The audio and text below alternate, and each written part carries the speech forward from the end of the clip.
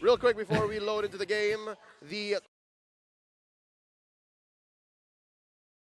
contrast of blue is orange from the color wheel. Thanks, Shawnee. Going into game number 4 here. Again, the Orcas are threatening elimination. The Orcas are threatening the series win against RSG. Yeah.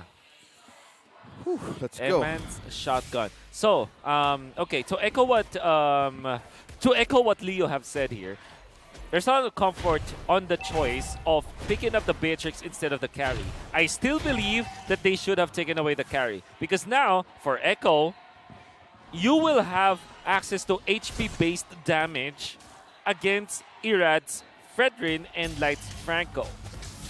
So that is very scary. And Yawi has that one-shot potential. There's 2 ways to kind of snag the members of RSG, even 3 ways actually, because if you count the Shadow Stampede. So that means Ben QT will have a great time here. The only threat that the RSG poses is that there is that Eve that kind of counters the carry, but that's not a hard counter. That's just like a soft answer. Yeah, considering that there's so much CC and team fights that Echo can have, right? Light needs to have a good angle in making those Iron Hook and Bloody Hunt work most of the time because there's 2 could catch him, even 3, from the Ashura out of Carl Teasy. Yeah. Here's a relatively mum first couple of minutes. No real skirmishes, no engagement so far. Both teams understand the gravity of the situation. A great move from Light, by the way, a mini move that he did.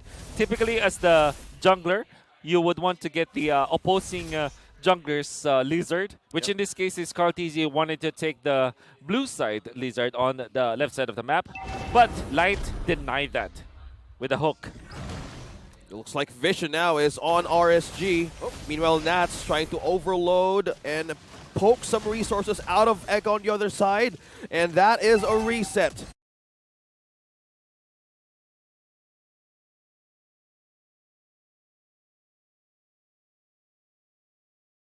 For the turtle. Now, okay, Nats is going to be trapped. Carl Teasy gets the first blood. Now Irad being pulled back in into 4. Carl Teasy on a double kill. 2K for the big K going straight for the turtle. The big K? Okay. I'd take that. I'll allow it. I mean, is there a bigger K in this game? I don't know. He's the GOAT. Yeah, there's no. He's the best in the world. That's why Facts, I'll allow it.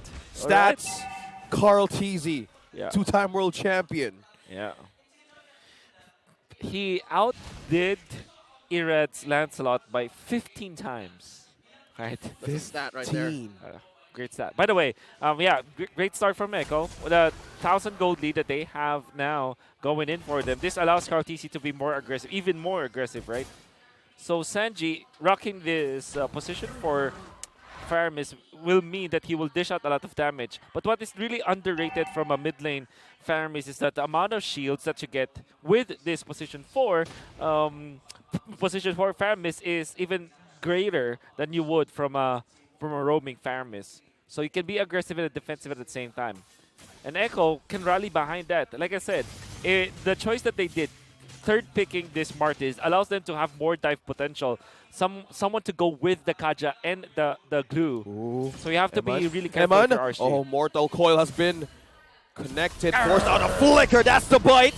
Carl Teasy falling down, making 3 kills onto the GOAT. That's a lot of stops that RSG needs to make now. 2.3k.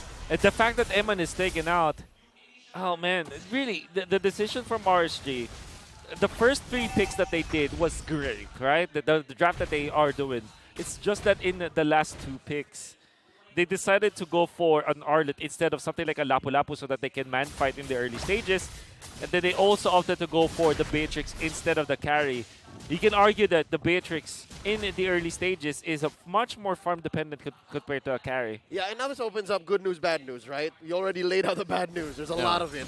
Overweight. Okay, yeah, he has been trapped. Iron Hook plus real world manipulation. Eman secures the kill, and that's 1 for their marksman, but Benny Cutie throwing out some light wheels here, but Sanji to the rescue. Okay. All right, good news.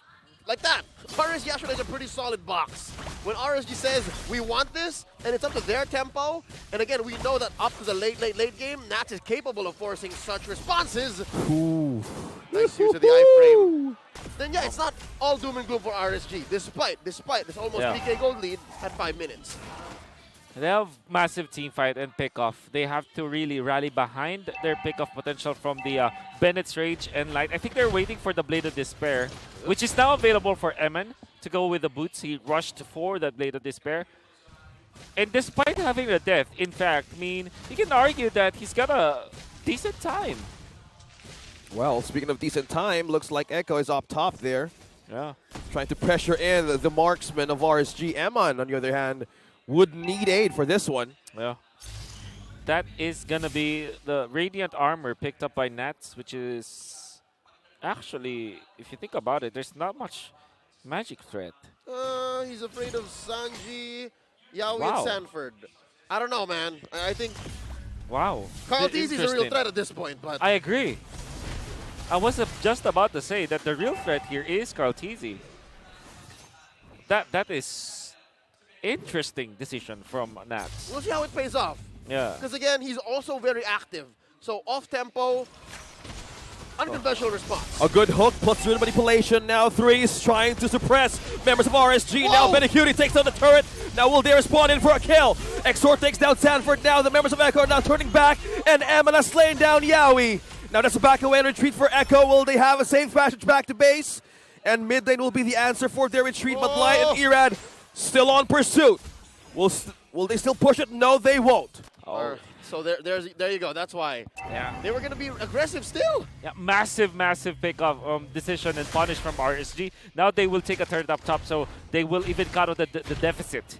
The fact that they are able to last through that just because of their good team playing and great landing of spells that allows them to have more impact in this mid-game. But Echo, right at the get-go, will take out the turtle.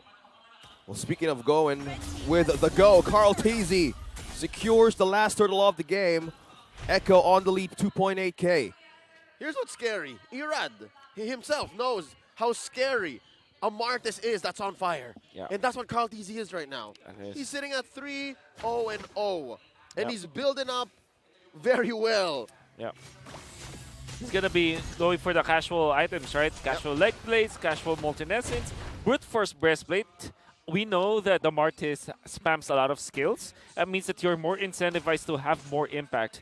Now, this is an impactful Radiant Armor. Yeah, we picking it up means that he can last through Exhort's initiations, right? Because that's the only threat now.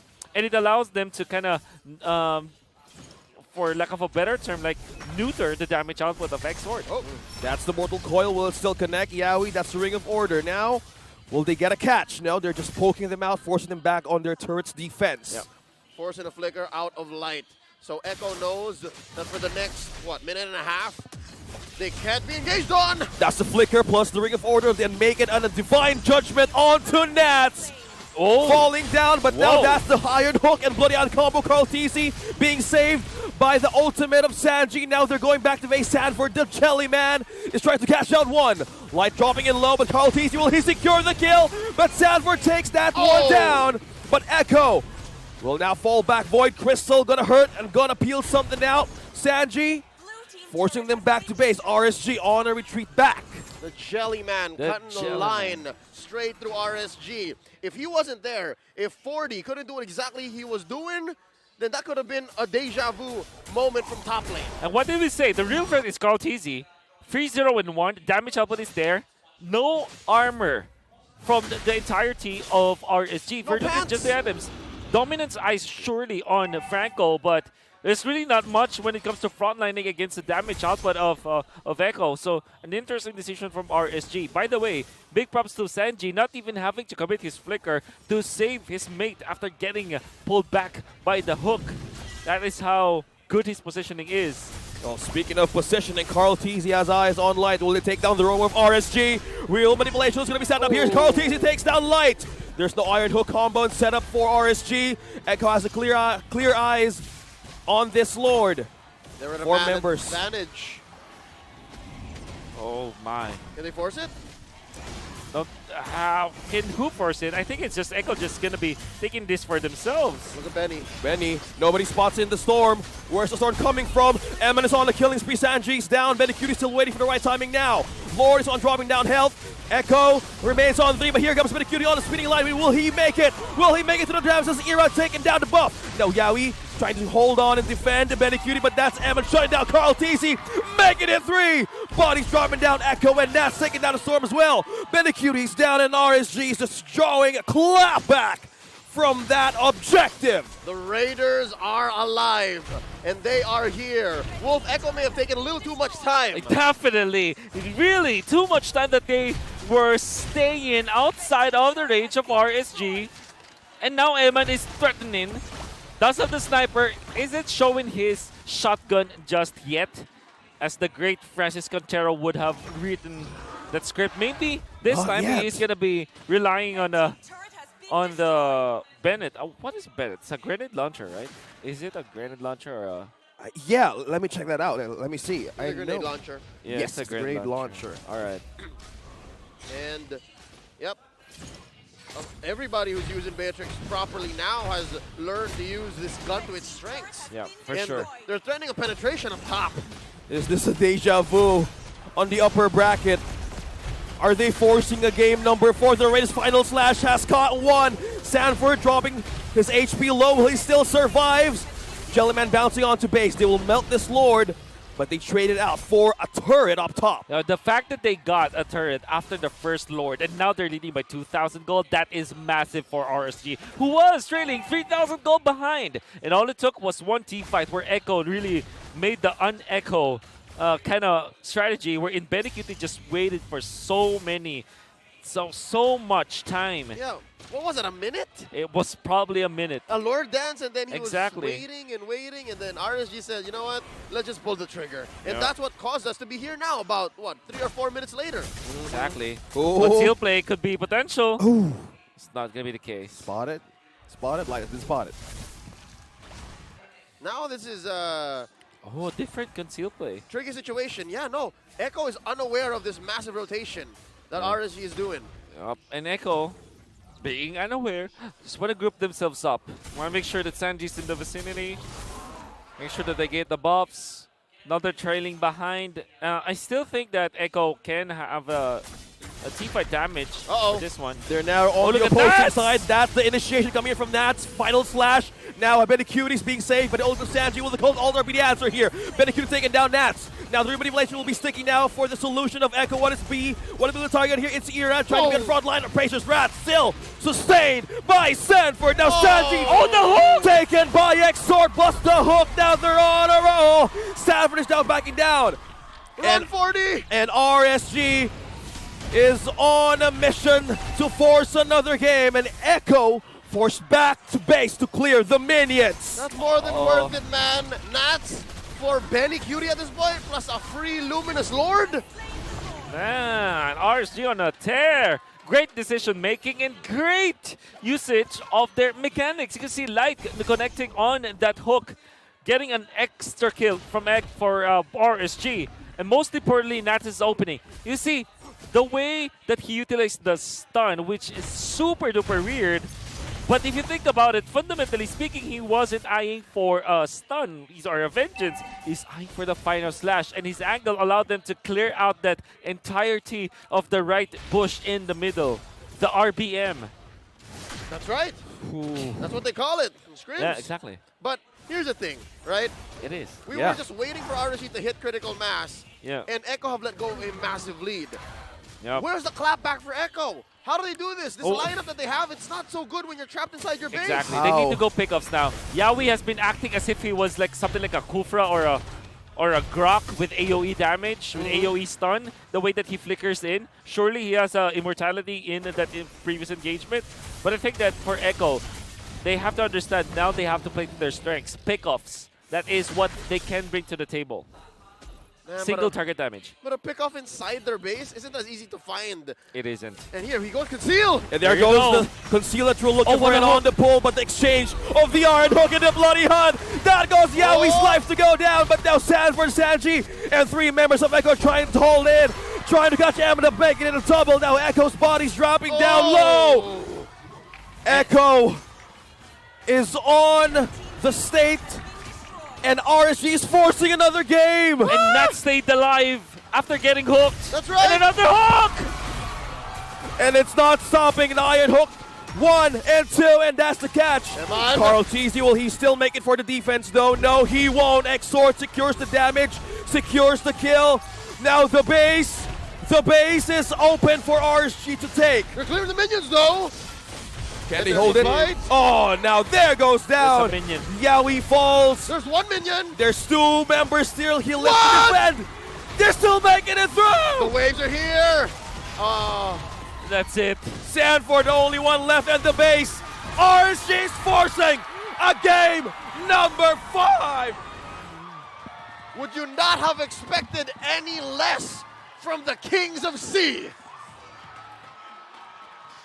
Light. Hooks of a lifetime. Making them survive elimination once again and force the game 5. And then of course Nats. Amazing with the Arlot. Final slash catching multiple